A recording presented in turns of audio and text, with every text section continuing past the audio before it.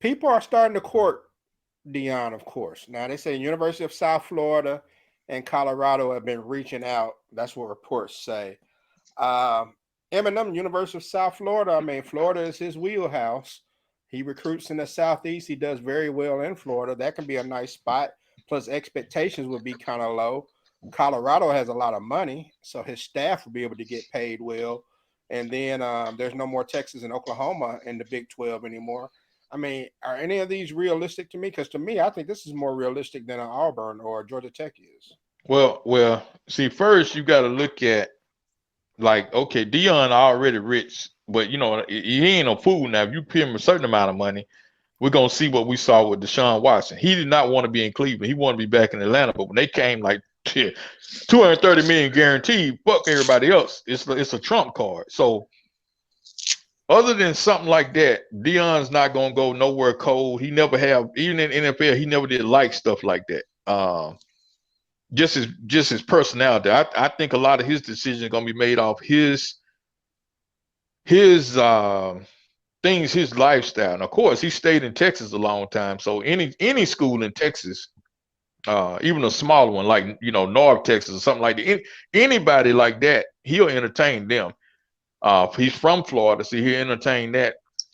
But I think to get him somewhere like I ain't dissing Colorado, nothing like that, but to get him somewhere like Colorado, and I'm just throwing it out there, Nebraska, just anywhere like that.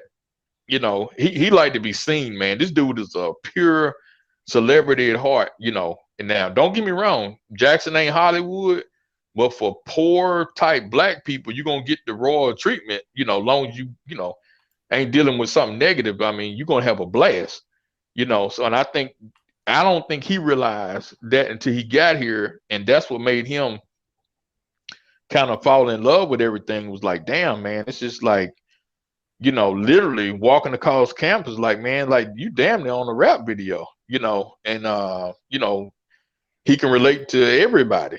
And I'm not, taking shots at people from other places, but I mean, the flavor here and, is going to be something that a flashy, stereotypical, stylish type black dude really gets into, but I think they're gonna be coming for him, and it's just a matter of time.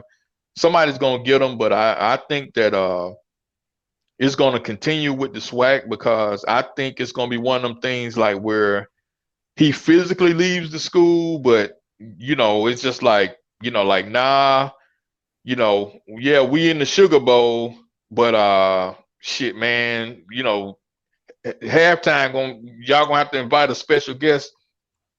The band gonna have to play it in the pregame. I mean, it might be little trinkets like that, but I don't think it's gonna be a total loss.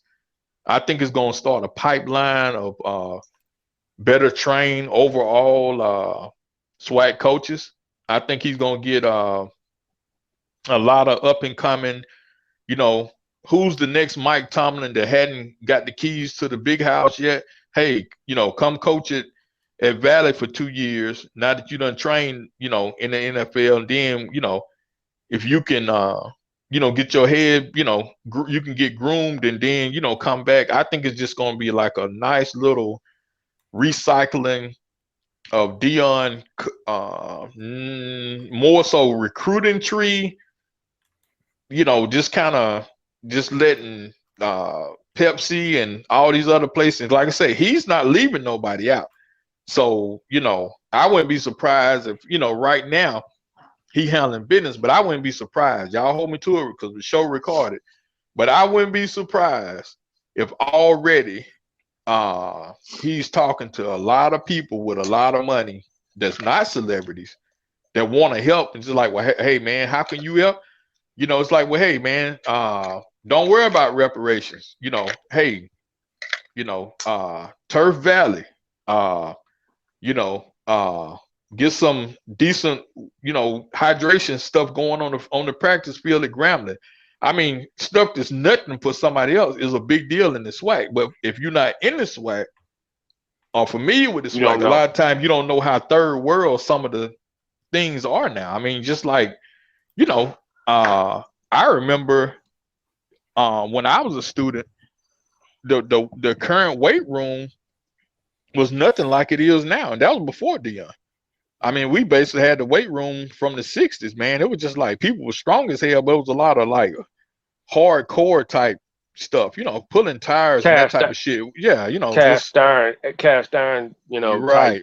Just weights and stuff like that you don't that you just don't see in the modern gyms of today. right. No kind of hack squat machines, none of that. It was like a straight bench, a pull-up bar. I mean, you can get the job done with it, but I'm saying like these are the things that a lot of people take for granted, and to have the star power to just be like, well, we ain't just doing these type of upgrades at where I'm coaching at, man. We want to see Arkansas Pine, but we want to see everybody with a certain level of standard, and I'm gonna say this real quick too. Now, wishful thinking, I'm not dissing the current SWAC commissioner, because based on what he's done a great job, but he's limited, man. Yeah. Could you imagine? Now, this is just me, because I really like this dude. I would love, even if it was just for a year or half a year, I would love for Dion to be with us still, and then have somebody like Louis Riddick to be the SWAC commissioner, not just to keep Jackson State dominance going, but to really just kind of get some apprentices going and really show up some people. Because like I say, guys like that, of course, you can't afford to keep them out of the NFL and all that. But think about if a guy was a AD somewhere, he got to work under Louis Riddick, who done, he was in our front office as, personnel director a couple of times. I think he did something with his. I mean, this guy knows the everything you would need to know to build an organization football wise. I mean, think about it. We could get, Tony Dungy to come in to be a paid consultant. Like, hey man, look at this right here. Like, what's some things that as a conference we can do better on the football side, which will lead to the basketball side. I mean, so yeah, I think this is just the beginning. I mean, will we ever be the SEC? No, because we'll never have the alumni with the financial means of that. Not because we don't have the brains. It's just that if all our alums is like teachers and managers and stuff like that, it's like this, the alums of these schools are shit. This guy, he's the CEO of Xerox or something like that. Well, of course he gonna be do more, and boost more. But I mean, we can, but we'll put it this way, it'll be a lot different from when me and Q was coming up in the undergrads in the SWAC. Yeah. I mean, I mean, I'm people that know me know I'm not by any means a Jackson State fan as a Delta Devil, but I don't want the dude to go. I don't want him to go. I think it's good that other people are checking him out, but I really hope that he stays at Jackson State, and continue to bring this attention that he's bringing to the HBCUs, as well as helping the kids in the city of Jackson. I think that over time, he can really have an impact on the community. It's going to take some time, but I really think he can have some impact on the community. And if it gets to the point to where he's consistently putting people in the pros, that's going to make it that much better. So we'll see what happens with all of that. Roughing the passer, 15-yard penalty, automatic first down. Roughing the passer, 15-yard penalty, automatic first down.